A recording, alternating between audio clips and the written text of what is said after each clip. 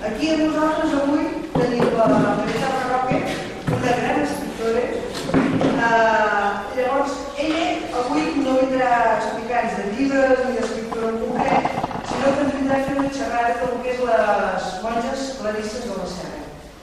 Farà que nosaltres ens posem en el lloc d'una monja d'aquestes i visquem en aquella època i en el seu temps i la seva vida. Primer que res vull fer una miqueta d'explicació de qui és el Miguel Carme, pels qui no la conegueu. Ella va néixer el 21 de novembre de l'any 1955. Era filla única, com jo, per tant, una mica protegida, una mica mimada, i la seva mare era modista i el seu pare professor de matemàtiques. Podem dir que va ser una bona estudiant, perquè inclús va saltar un curs, o sigui que això ho hem de tindre en compte, devorador de llibres, cada seu tenia una biblioteca i ella sempre anava, se'ls llegia tots i feia matinària. Llavors, per poder llegir. Després va fer els seus estudis i va acabar amb la llicenciatura d'Història i també de Filologia Catalana, cosa que en aquell temps era una miqueta difícil, aquesta carrera. Llavors va conèixer l'Albert, entremig dels estudis, es van casar i tenen dos fills, el Marc i l'Albert. Ella sempre ha escrit més que res, en un principi va començar a escriure la literatura infantil i juvenil, que és el que amb ella l'omplia i el que l'emprava. I això ho vam anar fent, però ho tenia al calaix, mentre es dedicava a treballar i a pujar la família. Però l'any 1997 va publicar la seva primera novel·la juvenil. I a partir d'aquí ja va vindre tota una colla. Llavors, diguem, com és que va fer el salt de la literatura infantil i juvenil cap a la novel·la històrica? No és d'estranyar, si és historiadora com ella és. Llavors ella es va posar a fer recerca de personatges, de situacions, i això la va portar a voler traslladar tots aquells esdeveniments, totes aquelles situacions a les novel·les. I a viure acompanyada, podríem dir, de tots aquests personatges que havien sigut un passat. La seva primera novel·la històrica va sortir l'any 2004, que es diu El pont de fusta. I a partir d'aquí ja hi havia una continuïtat de novel·les que anaven publicant. Entre elles podem trobar el Pedra Foguera, el 2005, Escrifar de Lliga, el 2005 també, Camina.com, el 2005, o sigui que aquest any és molt prolífic, Tambors de Vidre, el 2006, La Reina de Guisé, el 2006, Intrigues de Palau, Les dones de Jaume I, el 2008, El monestir proscrit, el 2008, Escollida pels déus, el 2011, Abadeses i priores, que és el llibre aquest que tenim aquí, que aquí, si algú està interessat, ja em porta algun exemplar, no gaire. Però hi surt concretament el que és la mare de la Serra de Montblanc. I parla d'això. Clar, jo quan vaig veure, vaig dir, hosti, Maria Carme, que això m'interessa. Per això avui la tenim aquí, perquè sabem que ella buscant molts arxius d'aquesta documentació. Llavors, seguidament, també va escriure l'Enigma Colom, que ella és el que rectifica, que el Colom era català, de Pals. Va sortir de Pals, concretament, no ho sé. No ho sé, això no acabes de concretar. No, això no puc concretar. Sí. No ho nego, però no... Però ell sí que ens afirma, doncs, que és català. Això sí, per la documentació que ella s'ha creat. Llavors tenim La Mel del Rave, que va publicar l'any passat, i actualment ha tret el Punt d'Estrena. Us puc dir que és un llibre magnífic, jo el trobo molt bé, perquè és la vida d'una persona dedicada a la costura, a l'alta costura. I concretament ens parla d'en Jorgen, que això ho recordem tots de Barcelona, que ara ja no existeix, però a la seva època va tenir molta importància. I aquest llibre jo vaig el trobo fantàstic. De fet, té moltes vendes, no para de fer promocions i serà un bo. Va bé. Llavors, podríem dir que ella sempre, cada vegada que escriu una novel·la, els personatges se'ls fa seus, els sent, els viu amb ells, plora amb ells, s'identifica amb les seves històries, perquè realment la seva vida és aquesta. Llavors, una altra de les activitats que fa és la d'anar a centres escolars i fer fòrums, a tertúlies a biblioteques i conferències com a Bibliomòbil. Jo ja no tinc per explicar-vos res més, us deixo la Maria Carme i us introdueixo el tema que ens tracta. Moltes gràcies, Enriqueta, per l'última amable presentació i moltes gràcies a tot el plan i als organitzadors d'aquestes festes de la Mare de Déu de la Serra, que em fa molta il·lusió de poder col·laborar i portar el meu petit gra de sorra. Quan una tradició ve de tan antic com el cas de la Mare de Déu de la Serra, i pensem que ja som al segle XXI i que ens hem d'allunyar al segle XIII, doncs fa molt de goig veure que any rere any, segle rere segle, doncs la tradició continua i la història està més viva que mai. He de dir, i de fet ja ho heu dit, l'Enriqueta, a mi m'apassiona l'escriptura. És la meva vida, part de la meva vida familiar, doncs el més important per mi és crear i escriure històries, i de tant en tant també m'agrada escriure històries que són de veritat.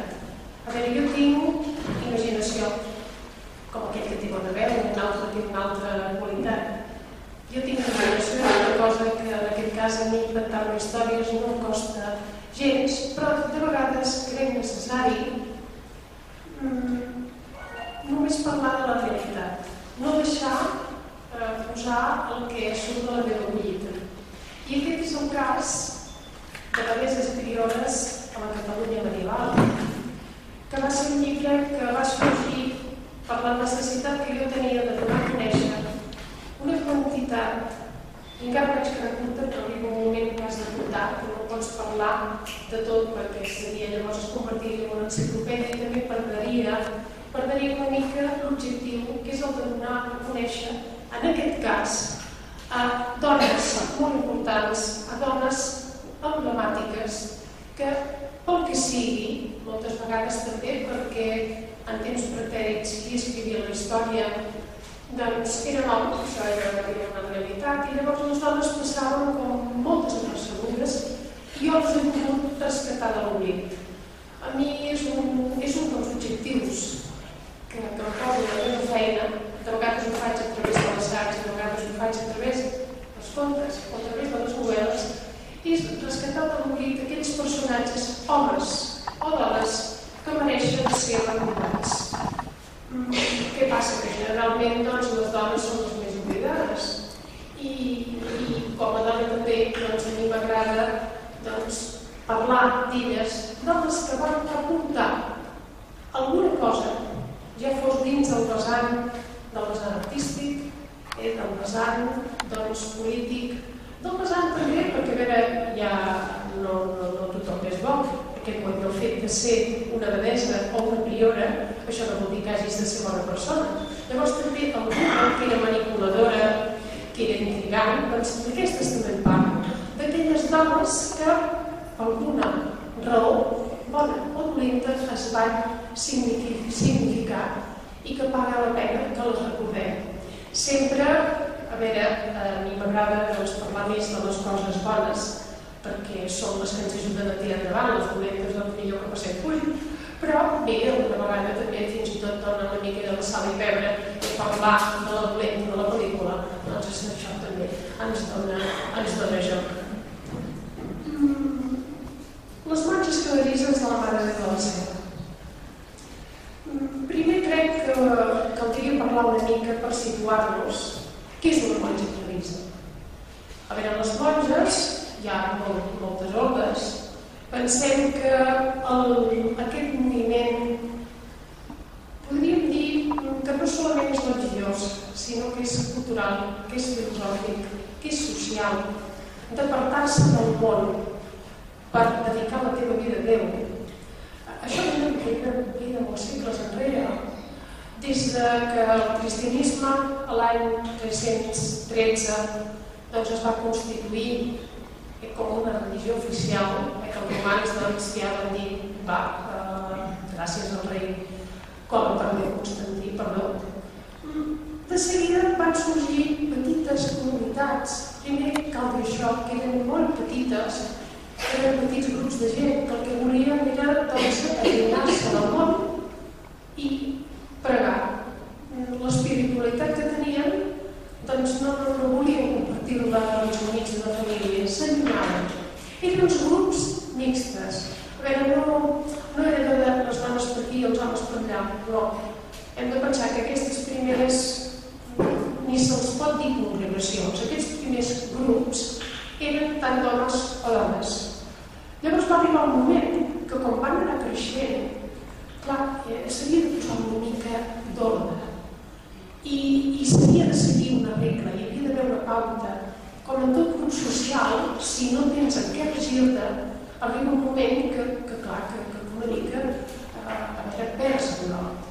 I podem dir que un gran pioner en això va ser Sant Benet. Estem parlant del segle VI. I a partir d'aquí sí que van anar sorgint congregacions, van anar sorgint ordes i cadascuna es va adscriure a un sant. De fet, hem de dir que les clarisses, que és l'orde de Sant Francesc i de Santa Clara d'Assís, això ens anem al segle XIII, és molt posterior a Sant Benet, que hem dit que era del segle VI, però la base és igual que la benedictina. Llavors hi ha una sèrie de coses que fan diferents, com en cadascuna de les ordes. Cal dir també que de clarisses n'hi ha de força tipus, sobretot abans, perquè ara sí que és veritat que les ordes religioses van a la baixa, en aquest sentit, en el nostre món occidental. En el cas del Mare de Déu de la Serra, el monestir el 2008 van plegar per l'edat que ja tenien totes les monges que hi havia i després no hi ha hagut continuïtat. I això ho podem fer extensiu a la gran majoria d'ordes religioses que hi ha, tant femenines com masculines. El que deia, la base és l'orde benedictina, però molt més austera. De totes maneres, cal fer unes matisacions importants perquè a cada monestir aplica part de la regla general que serveix per totes, aplica la seva de regla. A veure, no podem comparar les clarisses de la Mare de Déu de la Serra aquí amb les clarisses de Pedralbes, per exemple. Encara que sí segueixen l'ordre de Santa Clara, segueixen les petjades de Sant Francesc, però el comportament, i això basat en documentació, és una cosa que diu, no estic parlant de llegenda, estic parlant d'història pura i dura, de documentació, que ens dona fe que això era així. Vull dir que a part que hi hagi una regla, després cadascú per on enfila. I el que deia d'aquesta diferència que hi ha, és sobretot un concepte clau. Pensem, tots tenim, coneixem la vida, si més no, doncs una mica per sobre de Sant Francesc i de Santa Clara, una vida dedicada a Déu i als altres, un servei total al purisme i del que podria ser, si parlem de les tres regles bàsiques, l'obediència, la castedat i la pobresa, la que destacava més era la pobresa. Tant Sant Francesc com Santa Clara compartien que per poder arribar a Déu, a tenir un contacte amb Déu, calia desprendre's de tot allò que fos material. No s'havia de tenir res absolutament. Ni una peça de roba, era l'imprescindible per a vestir, l'imprescindible per poder menjar una mica cada dia, per no tenir res de propietat. Clar, això és un contrast fort. Pensem que estem al segle XIII, quan apareixen aquests dos sants tan emblemàtics i tant que es fan estimar per la seva bonòmia. És un contrast amb el que s'està vivint. El segle XIII és un moment de canvi, i això és important que teniu en compte, que passem del que era el món rural al món urbà. I l'art ens ho diu d'una manera molt fàcil. Pensem que passem del romànic al gòtic, passem del camp a la ciutat. Llavors, en aquest moment que més aviat hi ha una tendència, doncs perquè també, en aquest cas, aquí a Catalunya, és un moment de prosperitat, és un moment que la Mediterrània la brillava, és un moment àlgid. Pensem que no fa gaire, quan s'ha fundat aquí el convent, on hi ha Jaume I, estem en el temps de Jaume II el Just, és un moment que Catalunya la brilla. Clar, sembla mentida, no és que sembla mentida, contrasta que aquest sentiment, aquest concepte de pobresa i pobresa molt dura, extrema, que fins i tot el papa la prohibia perquè considerava que era massa exagerat, perquè la gent es malaltia. Cal dir que la mateixa Santa Clara, que va tenir molt poca salut moreta al decurs de la seva vida, es va passar gairebé la vida malalta. Jo també penso que segur perquè no es devia cuidar gens, prou feina es devia menjar, i era així. Però era un camí cap a la santedat, era un camí que ell havia buscat per conèixer, per tenir aquest contacte amb Déu.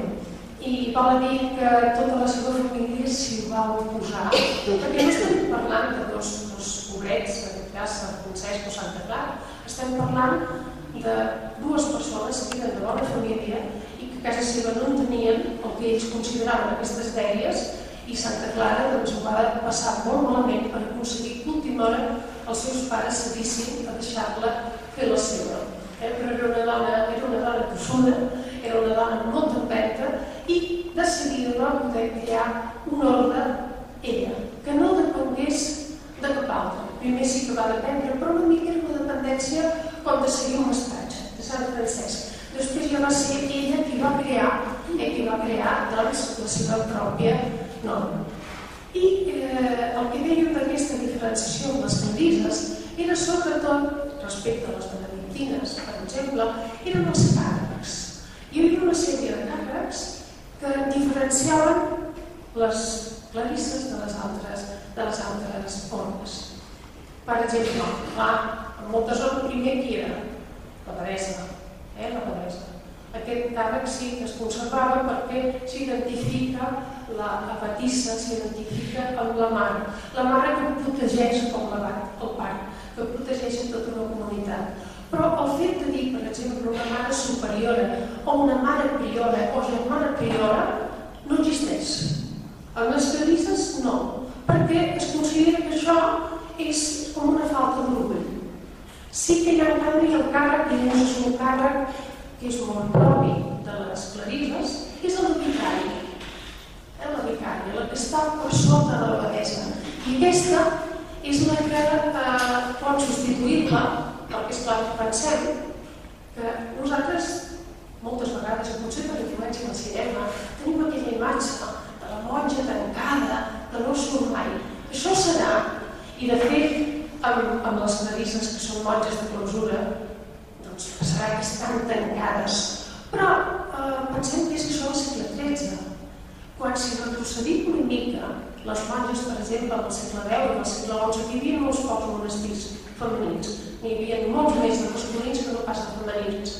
Les abadesses anaven amunt i avall, perquè si calia parlar amb el papa, si calia parlar amb una monja d'una altra comunitat, anaven a cavall, es traslladaven, es movien. Però hi ha un fenomen, i en aquest cas això sí que les clarisses, una mica per aquesta voluntat de voler estar tancades, de voler fer vida només de comunitat, però coincideix en un moment també que se les vol tancar a les dones. Això que siguin lliures, que vagin amunt i avall, és perillós. Per això també se les va com per dir-ho així, acorralant i se les va deixant a la ciutat, que poden ser molt més vigilades que no pas al camp.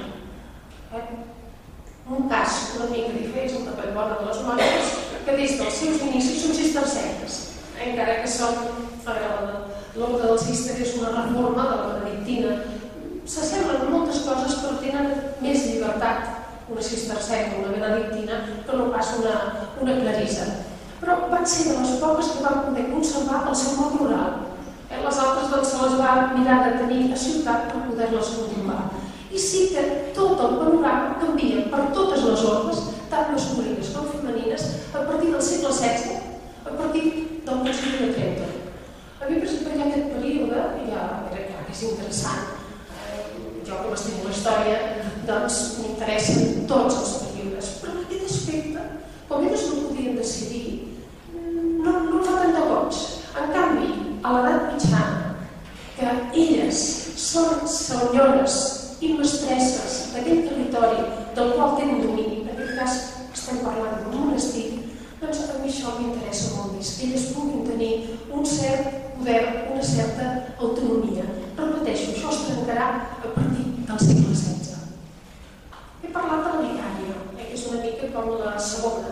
En aquest cas pot substituir l'abadessa si l'abadessa se n'ha d'anar fora, si està malalta o si hi ha qualsevol inconvenient, el que sigui, o en un moment de traspàs també, quan mor, perquè el càrrec de l'abadessa és mentre visqui.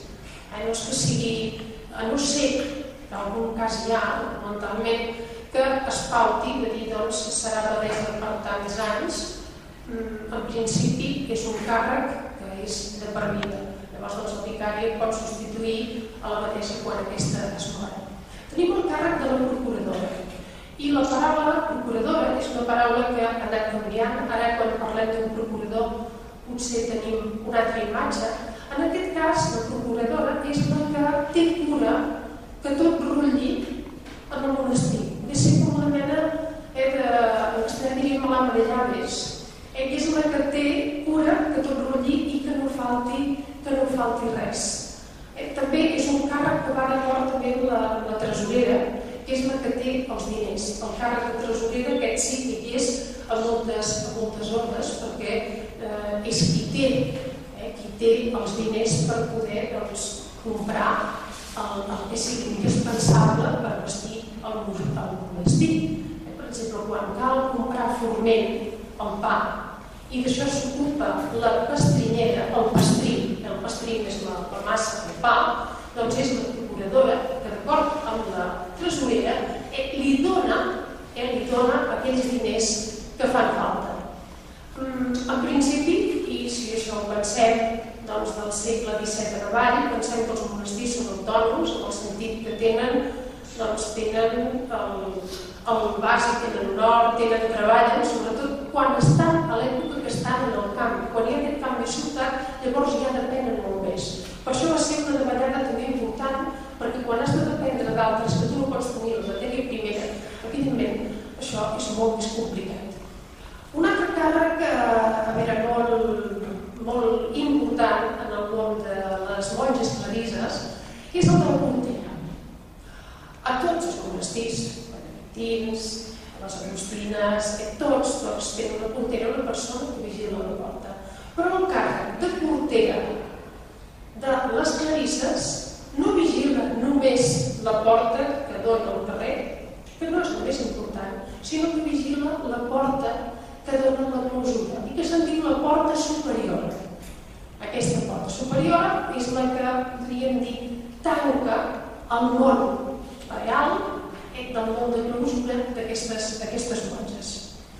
Evidentment, acompanyant a la portera, hi ha la germana tornera, que la idea del torn, això ho hem vist també representat en obres de teatre, en pel·lícules, és aquest forat, és com una mena de finestreta, que permet que la monja, en aquest cas la tornera, pugui rebre els missatges, els encàrrecs, o que en ocasions així una mica excepcionals, alguna de les monges clarisses que hi ha dins pugui parlar amb algun dels familiars que no ha vingut a veure. La figura del torn és molt important. Hi ha moments en què s'ha fet, fins i tot s'ha fet imprescindible, s'ha exagerat molt més. Això, per exemple, ho observem a partir del segle XV, de la reforma del cardenal Cisneros, que en la catòlica, van considerar que les monges a Catalunya, i això en general, totes les obres, tenien massa llibertat. I se'ls va prohibir fins i tot el torn, aquest contacte que hi havia, de tal manera que de vegades hi havia algun problema, algun familiar que s'obriria, no hi podia haver aquest contacte. Hi va haver una altra reforma i després, afortunadament, això que era tan estricte es va alleujar una mica perquè, esclar, podríem dir gairebé humà, però era una qüestió de tenir-les vigilades. Clar, en el cas de les clarisses no va afectar tant, perquè elles mateixes, per voluntat pròpia, havien escollit la clausura. Llavors, si tu ja has escollit el dedicar-te tota la vida pregant, perquè, a veure, bàsicament, quin objectiu? Quin objectiu tenen les carisses? Doncs dedicar-se a pregar. L'oració és el seu fonament bàsic. Pensem que això no té res a veure amb les benedictines, que és el treball i l'oració. Les benedictines treballen. Les clarisses, sí, això no vol dir que s'estiguin de braços creuats. El que fan un altre tipus de tasques que més amb el temps van haver d'incorporar. Per exemple, doncs es van convertir en la majoria de monestirs en unes autèntiques pastisseres. Eren molt bones pastisseres. I això encara avui en dia hi ha postres, hi ha menjars dolços, que són precisament de les clarisses. Clar, s'havia de viure d'alguna cosa. Era impossible, encara que el seu concepte bàsic i l'objectiu bàsic fos el de l'oració, havien de guanyar-se la vida d'alguna manera. En aquest període complicat de la reforma del cardenal Cisneros sí que ho van tenir molt magre les benedictines que anaven amunt i avall. Fins i tot alguna abadessa va ser posada a la presó perquè va desobeir, en aquest cas, les ordres Constança, una Constança de Peguera, perquè va desobeir les ordres de Ferran II i llavors, esclar, una monja, per més abadessa que fos, portés la contra a tot un rei, i un rei tan important com era Ferran II, doncs evidentment això no es podia consentir. Algunes ordres, com per exemple de clarisses, la que estava, doncs ara no existeix, però la que hi havia a Barcelona, tocant el que era l'antic quarter de Mar, que arran de la Guerra de Successió va ser enderrocat, que era el monestir de Sant Antoni, que era primer de clarisses, després va ser de benedictines a partir del segle XV, per la rigidesa, això que dèiem abans, aquesta rigidesa de l'extrema pobresa i una observació de les regles molt més estricta que no pas, en aquest cas, com podien ser les benedictines. Altres ordres, per exemple, les tenien per objectiu el ser militars, el defensar. Pensem, per exemple, que les mercedàries, que de fet és un temps quan es va crear, ho va crear Maria de Cervelló, que va crear l'ordre de les mercedàries a Barcelona. Doncs eren dones que pregaven i pregaven per als cautius, i és de l'època una mica posterior a Jaume I. Vull dir que cadascuna complien unes funcions, i més endavant hi haurà ordres militars de dones que elles fins i tot també, més en aquest cas fa gràcia pensar que algunes no anaven, com sempre tenim aquesta imatge d'uns vestits foscos, uns vestits així d'una roba ocre, marró, com gairebé de vegades de roba de sac. No era una roba vistosa, era una roba molt semblant al que duien les altres senyores d'una categoria social important. I anaven, per exemple, amb capes vermelles. El que passa que una mica l'imaginari col·lectiu ens ha mostrat aquesta imatge, que aquesta sí que és la de les nostres clarisses, que sí que anaven, portaven un pèl negre, el que portaven l'hàbit que podia ser negre o marró, un cinturó de corda, el seu sí que era molt simple. Però, curiosament, i això no ho he trobat a les clarisses de la Mare de Mercè, com devien anar, perquè si ho comparem amb les clarisses, per exemple, que hi havia al monestir de Pedralbes, que eren clarisses, encara no són, anaven ricament vestides, tenien esclaves. Llavors és una cosa que se't desmunta una mica la imatge que tens, el que deia Santa Clara, el que deia Sant Francesc, era aquesta pobresa absoluta. I a Pedralbes vivien com unes reines. Cal pensar, les que vivien com unes reines eren les que tenien els càrrecs importants. Les altres pobretes els tocava treballar. Però portaven, per exemple, les seves capes, perquè això s'ha trobat, les portaven lligades amb un fermall de pedres precioses. La capa per cobrir quan era hivern estava coberta de pell, no és allò de dir no d'anar simplement amb una roba de sargit ben simple, sinó que eren robes sumptuoses, gastaven moltíssim. Sí que era una mica l'excusa de fer una gran obra arquitectònica, perquè en el curs dels segles, des que va començar, fins que van acabar, van anar passant el monestir de Pedralbes, tant com ho dèiem ara, ha patit diverses reformes. Llavors veiem que moltes vegades sí que eren donacions de les famílies, que eren de les famílies importants, i de les dots d'un monja quan entraven al convent. Però cal pensar l'ordre que fos que entrar a un convent no era gens fàcil. Vull dir que s'havia decidit tota una sèrie, tot un protocol, i moltes vegades no eren acceptades. Hi havia famílies que donaven a les seves, tant els nens com les nenes, donaven a les seves criatures com una ofrena que feien a Déu i donaven al seu fill o a la seva filla perquè es criés allà. I era una manera, a veure, d'una banda, era la manera de dir aquella criatura tenia un lloc a la vida i de l'altra banda era una boca menys alimentar. Però va arribar un moment, i això ens aniríem cap a l'Alta Edat Mitjana, o sigui, ens aniríem al segle XIII, al segle XIV, que estaven tan plens, els convents estaven tan plens, els monestirs, que no es podia agafar a cap persona més. I si s'hi volia entrar, calia pagar molts diners. Moltes vegades hi havia cartes de recomanació del propi rei o d'algú important que demanava, sisplau, era una ordre, se demanava sisplau un rei o sisplau no ho feia sentir, era una ordre directa, però que demanava que tinguessin tal, i no estem parlant d'una comparola, no estem parlant d'una pageseta, estem parlant d'una persona de la noblesa que es demanava que pogués formar part del convent al qual es volia entrar. Vallbona era dels convents que tenien més demanda. Fins va arribar un moment que no ho podien perquè és que realment s'han exagerat, però és que sí que és molt gran, perquè no hi havia prou diner per poder mantenir tanta gent, encara que s'hagués ocultat una dot.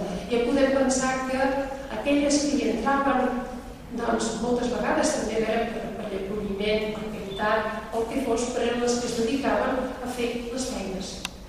A fer les feines, podrien ser de la cuina, a fer les feines de també el que era en aquell temps la neteja. Pensem que fins al segle XVIII el que era habitual, i això passava als convents, als monestirs, això no passava a una altra banda. La idea era banyar-se, o podríem dir rentar-se bé, per Nadals i per Pasqua, i prou. La resta de l'any, però bé, això encara passava als monestirs. Si ens anem en temps pretèrits en un castell, aquesta idea que tenim ara de la higiene, de dutxar-nos, de banyar-se, de cap manera. De tota manera, ja Sant Benet, i això també ho van seguir Santa Clara, i ho van seguir les clarisses, hi havia una prescripció, més està a la regla, la seva normativa, que les germanes, les que són més joves, han d'ajudar les més grans, per exemple, a tallar-se les ungles, a cuidar-se els cabells, perquè pensem que una persona gran té dificultat per ajupir-se, i tot això està reglamentat, com també com s'ha de rentar la roba, o s'ha de netejar, que moltes vegades simplement és posar-la al sol i que es ventili. Aquesta idea del sabó i tot això no existeix, és una altra manera de viure, però que sí que és important destacar que hi ha un mínim d'higiene que hi és als monestirs i que als altres llocs, ni als castells dels grans senyors ni dels monarques, això no existeix.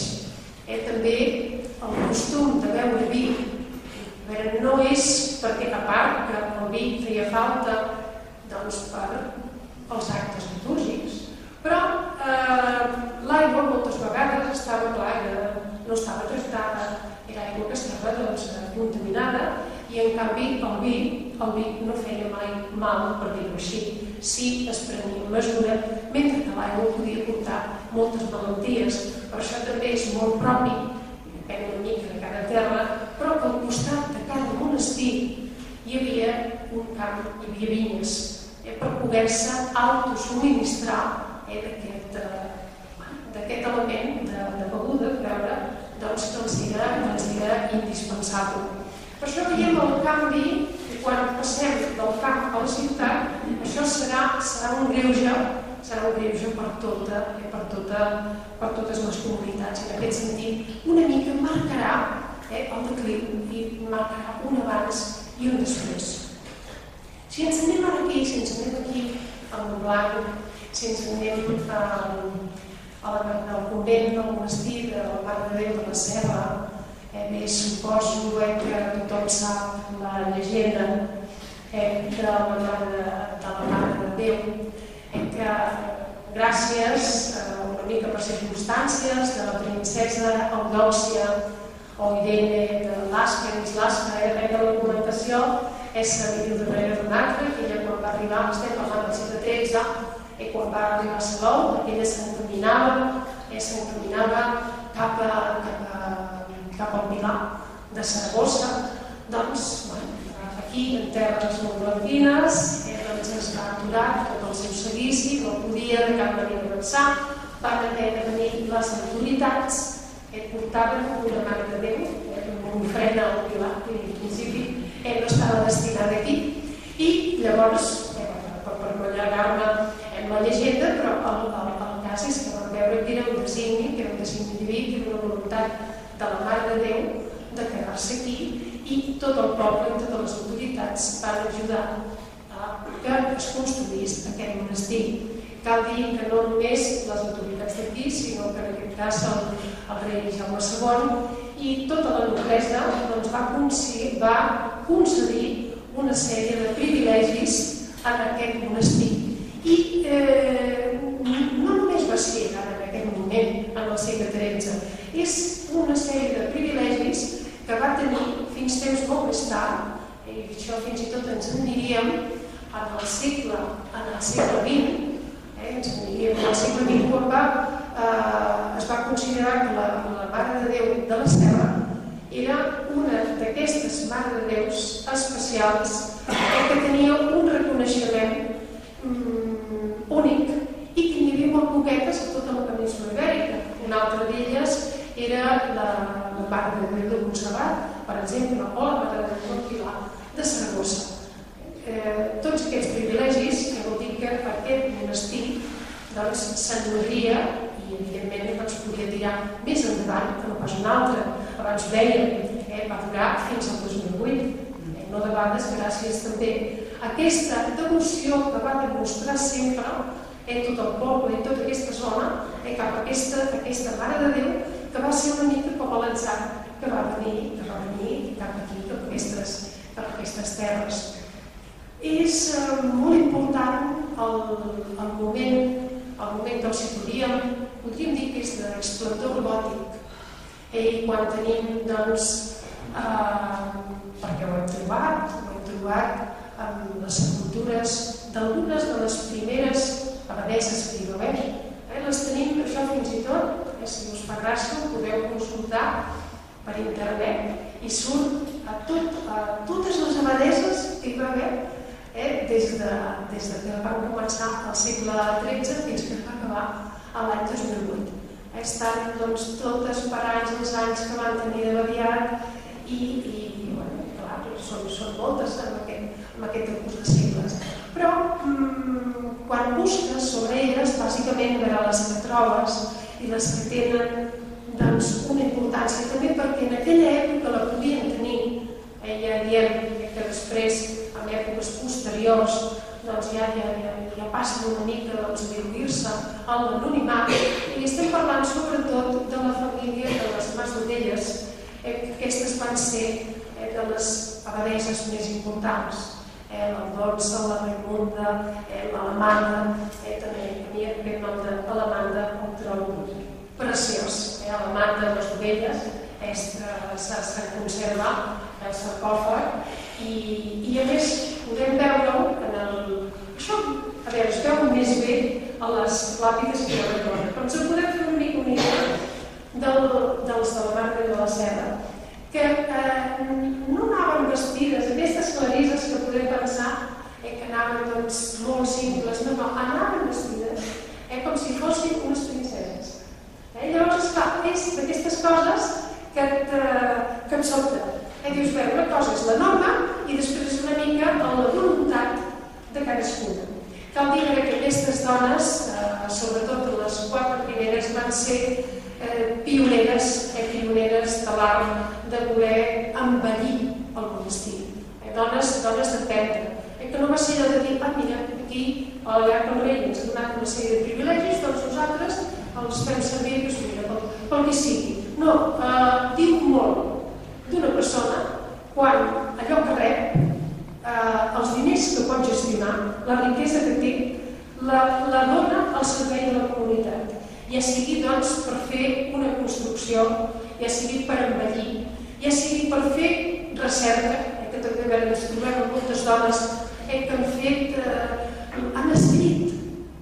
la història d'aquest monestir i gràcies a elles podem tenir dades que d'una altra manera seria impossible de tenir. Són dones cultes quan parlem de les abadeses. La que estava a la cuina no, aquesta no tenia accés. En principi, i això és una cosa molt curiosa i que també els passava a les cadires, elles poden llegir. Necessiten llegir per entendre les escriptures o els càntics que fan quan estan al cor. Perquè, sobretot amb les cadires, hi havia, això que deia que abans esmentava, els diversos càrrecs que hi havia una mestra de novícies i que les ensenyava totes. O sigui, no s'hi valia que no sapiguessin res, que fossin ruques. Era important que fossin dones sàvies. I una cosa molt curiosa és que més que escriure se les ensenyava a llegir. A veure, l'abadesa sí que en sabia també. Però les altres, per què? Perquè clar, a banda d'aquests càrrecs que són dins de cada comunitat i que els ocupen les dones, com tenia el càrrec de la sacristana, que aquest sí que és comú a totes les ordres religioses, però després hi ha homes que venen de fora, com pot ser el notari. I tot el que és documentació d'aquesta important, com pot ser una propietat i que ha d'anar registrada, és un home que ve de fora i no hi ha el càrrec de notari, no pot fer-ho. I aquí sí que això és una diferència que s'observarà fins al segle XX, fins al segle XXI. I és molt curiós aquest aspecte, que elles se'ls ensenyava a llegir, però en canvi no se les ensenyava a escriure. Després sí que alguns, jo crec que el monestir de Mare de la Serra, aquesta Alemanda, aquest Raimunda o Ramona, aquestes perfectament sí que devien saber escriure, perquè es troben en un moment en què, ja venia de temps de Jaume I això, va promocionar moltíssim la cultura i elles, una mica també per l'obvinatge, per l'acord de les monges, que ens trobem amb una blanca d'Anglesola, que va ser que sabia d'escriure, doncs jo crec que al monestir de la Serra aquestes dones, sobretot les del segle XIII i del segle XIV, eren dones molt cultes que van afavorir l'esplendor del monestir. Però hi ha moments de davallada, pensem que el segle XIV és un moment, i això no afecta ja només aquí als països catalans, afecta tota la Mediterrània, tenim una pesta negra que acaba amb la meitat de la població. Pensem que va minvar, doncs es va quedar amb un 30%, la ciutat de Barcelona amb un 30%, és molt gros. Llavors això, els monestirs, quan estan registrats, si hi ha una davallada de gent, i si es moren les monges, poca cosa poden fer. Però després hi ha una revifada, i una revifada que s'observa molt important al segle XVI i XVII. El monestir de la Mare de la Serra va tenir una altra etapa molt eufòrica en aquest temps i després, quan amb la guerra del francès, ja ens en diríem al segle XIX, altra vegada hi va haver una baixada molt forta. Aquí les monges van ser foragitats, van fugir, havien de salvar la vida. Això passava sovint amb els monestirs, sobretot si estaven així una mica aïllats, doncs era fàcil, hi havia èpoques pretèrites que fossin atacats per pirates, per ràtzies dels musulmans musulmans, per qualsevol exèrcit que ve pel que vol, ve a trobar des de menjar a trobar objectes de valor, moltes vegades en les mateixes esglésies que tenia cada monestir, doncs hi havia objectes prou preuats a quedar-se, evidentment, és una manera de robar, com una altra, i les monges havien de fugir per salvar la seva vida. I llavors tornaven. Això ja és molt curiós perquè veus que alguna que en un moment determinat ha hagut de fugir i posa l'any, després veus que torna. I alguna no, alguna potser llavors formava ja part, si s'havia acollit a la seva família, entrava a formar part del món l'any. Però d'altres veies que tornaven una mica per aquest desig de continuar visquent en la comunitat. Després de la refeta, després ja un cop va passar la guerra del francès, torna a tenir una altra època de, em sembla que de revifada, per tornar a caure, clar, amb el període de la desamortització, que l'Església en general es va veure molt perjudicada perquè es va quedar amb molts béns. I llavors va haver, per dir-ho així, com una estampina de les monges perquè, esclar, era un no viure continuat i, a més, els convents es cremaven, poca broma, vull dir que això era salvatjades, hi ha gent que de vegades s'apunta per un objectiu que en un principi fins i tot pot ser molt noble, després s'acaba apuntant aquell delinqüent o aquell poca vergonya que amb l'excusa, la que sigui, el que fa és un disbarat. I al segle XX ja sabem que amb la Guerra Civil també va passar molt semblant al que havia passat durant l'època de la democratització i també amb la Guerra del Francès, i després ja va continuar fins que al final, als inicis del segle XXI. Però és tota una fita important en un monestir que comença al segle XIII i que pugui haver perviscut fins al segle XXI, fins gairebé fa 4 dies. Estem pensant que només fa 8 anys que ha desaparegut. I també, d'altra banda, és una llàstima, perquè segur que aquest desig de voler viure en comunitat, doncs que hi ha moltes persones que hi tenen, però clar, si no tenen l'opció, perquè els monestirs van tancant, doncs això acaba. Hem d'anar una mica d'acord amb els temps i no és el mateix parlar dels monestirs que els primerencs que hi van començar a haver en el segle IX aquí a Catalunya, que parlar dels monestirs que es van crear en el segle XVI, que és un moment d'esplendor en aquest aspecte monàstic. Bé, jo no sé si he fet una miqueta així de repàs, és una llàstima que no puguem tenir més documentació, que ens parli més, perquè jo quan vaig escriure aquest llibre i que anava parlant de diverses dones i de diverses comunitats, clar, el que m'agradava quan em trobava al moment era que volia saber més, i moltes vegades el document, una mica per les actuacions que feia, de dir, ha comprat tal propietat, ha venut a l'altra, que moltes vegades era allò de comprar un camp a un altre propietari. Ja veies que era una dona d'empenta, en canvi d'una que no em posa res, que només es dedica a pregar, que està bé, però és un altre tipus. No es pot dir que sigui una abadessa gestora o un altre que ha fet, que ha construït, ha fet unes reformes importants en el monestir, veus que hi ha una inquietud, unes ganes de venir a aquell lloc i de donar-li una fortalesa i un prestigi, perquè pensem que els monestirs són centres de prestigi. Quan més ric és, quan més ordenat és, també té més privilegis. És allò que és tan trist, oi, que els bancs deixen més diners a una persona que té molts diners que no aquell pobre que ho necessita. Doncs una mica també això, aquesta façana esplendorosa d'un monestir, doncs ajudava a que els monarques i que els nobles, quan per exemple volien ser enterrats o es morien i deixaven part de la seva fortuna o el que poguessin tenir i ho deixaven al monestir, no ho deixaven aquests monestirs pobrets que es morien de gana. Ho deixaven en un gran monestir, un monestir que tingués una presència com tenia el monestir de la Mare de Déu de la Santa. Molt bé, Maria Carme, ens ha agradat molt la teva explicació, han sabut coses noves que no coneixíem, d'altres ja en hem parlat aquí en altres actes, no? Però la veritat és que, clar, el valor d'aquest monestir cada vegada l'estem valorant més, no? Amb les germanes, com ja diu, les mares que hi havia i que tants anys, tants segles, no?, de tingueu aquí.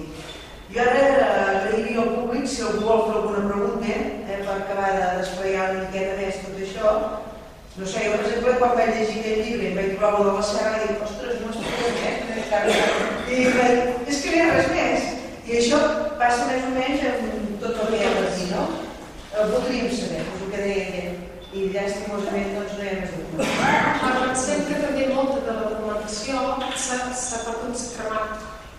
Amb les guerres és una pena, i sobretot que al segle XIX va ser un punt d'inflexió i que es va perdre molta documentació. Moltes parròquies han perdut. A veure, això et trobes que si estàs fent un treball de recerca de qui són els teus avantpassats, doncs topes al segle XIX que no se sap més perquè la parròquia que era aquell rebesavi, doncs esclar es va cremar i els arxius que tenien ja no trobes restes. Llavors, esclar, quan és una font de documentació que es guarda tot el que la gent que hi havia, quan ja eren èpoques que clar que no es comptava doncs per persones, es comptava per focs. Els focs, cada foc era una família. Doncs clar, totes aquestes, algunes sí que les tenim i d'altres no. I llavors, esclar, jo també el que volia, tampoc no volia fer allà una biografia d'aquelles passades, jo volia fer un tast, oferir doncs una mica una visió, un retrat de dones diverses i que fossin molt diferents, des d'això, des d'una que tenia sensibilitat per l'art, una altra doncs que es dedicava a fer el que ara diem d'API, de compra-venda, de propietats. Dones molt diferents, dones molt diverses. Bueno, jo el que he vist és que hi ha dones molt emprenedores aquí. Molt. No sé l'època que estem parlant, i a més quan la dona estava bastant matada. Llavors, una forma que la dona es doni a conèixer i es manifesti una miqueta és entrar en un monestir. Aquí sí que n'hi ha veu. Total. Sí, això és una qüestió, i sobretot a l'edat mitjana, i encara que sembli segons i com una contradicció, quan més antic ens anem amb el temps, té més llibertat i més autonomia. Una abadessa del segle XI era molt més lliure, podia ser molt més manaire, podia fer més i desfer, remenava molt més incidents que no pas un altre del segle XIV. Que sembla que ens acostem i que hauria de ser. No. En el cas de les dones és que és totalment al contrari. La capacitat de decisió que tenien aquestes dones de l'alta mitjana és que no la tornarà a tenir. Però per què? Quan et planteges de dir com és? Per les lleis. Per les lleis que a partir del segle XII, i això em té una mica la culpa al Jaume I, i és un retret que li faig, que va instaurar altra vegada el dret romà, mentre que abans es regien, o sigui, parlem, per exemple, del segle VI fins al segle XII, es regien per les reis dels gots. Llavors, els gots eren molt més paritaris. A veure, és una societat patriarcal, l'home mana més, ara no ens féssim aquí il·lusions, però sí que és molt més de tu a tu. La societat, no hi ha tanta diferència de l'home i una dona no pot accedir a cap càrrec. Pensem, per exemple, en la figura, per dir una figura molt emblemàtica de la nostra història, amb Ermessenda de Carcassona. Aquesta dona, del segle XI, ella tenia molt de poder. No és possible. I no serà perquè hi havia dones d'empenta al segle XIV i de cap vàlua. I això al segle XIV, per exemple, no és possible, però perquè no les deixen. Perquè les lleis ho impedeixen. Clar, és per exemple, hi ha un acord, sí que està molt bé, que això també Jaume I doncs va dir, per fer de metge és important tenir uns estudis. Molt bé. Cal anar a la universitat, cal preparar-se, perfecte. Però si després no permet que les dones hi vagin, home, ja ens fem la Pasqua. Perquè llavors aquesta dona que té coneixements, aquestes dones sàvies, que després se les titllarà de bruixes, que hi entenen de plantes remeieres, que saben assistir a un parc, que saben guarir una ferida, doncs estava fent-ho de manera clandestina i no pot ampliar els seus estudis, s'ha de basar només en explicar a la mare, a l'àvia, que transmetrà a les filles, a les netes. Hem de tenir enrere. Per culpa d'aquest canvi de lleis, fins i tot en el matrimoni. Doncs els contractes, no deixem de ser un contracte de matrimoni, a l'època dels vots, era bonic perquè es parlava d'amor, es parlava d'intercanvi. És molt més maco que el contracte que es basa en la llei romana, que bàsicament, quan hem fet la paraula matrimoni, de matriu, és com dir, jo compro el teu pare, la teva matriu, perquè la meva nissaga, doncs per morir. Clar, és molt més lleig. És molt més maca aquesta època antiga en aquest sentit. I això, doncs, esclar, ho veiem amb cada detall en la vida quotidiana, que clar, que elles van anar perdent poder. I els monestirs encara eren dels pocs nuclis que elles tenien una autonomia que podien dirigir. Eren com senyores feudals, mentre es va regir el sistema feudal fins a aquesta època, fins al segle XII-XIII, era com una senyora comtessa. Igual, allò era el seu feu i ella organitzava i ella manava. Llavors ella se les tenia amb el comte de Barcelona, amb el comte de Besalú, amb el que fos. També, evidentment, el mateix passava amb els abats. Després, doncs, tot això es perd. Per això a mi m'agrada aquesta època pretèrita i també aquesta època de canvi, que és el segle XIII, que és quan sorgeix, quan es funda el monestir del Mare de Déu de la Serra, que coincideix amb aquest canvi, això que hem dit, del camp a la ciutat, i amb aquest desig de renovació que va tenir Sant Francesc i Santa Clara. Pensem que quan es va fundar el monestir, Santa Clara feia, si ara no m'equivoco, com uns 50 anys que viu. Vull dir que és molt proper a la vida de la santa.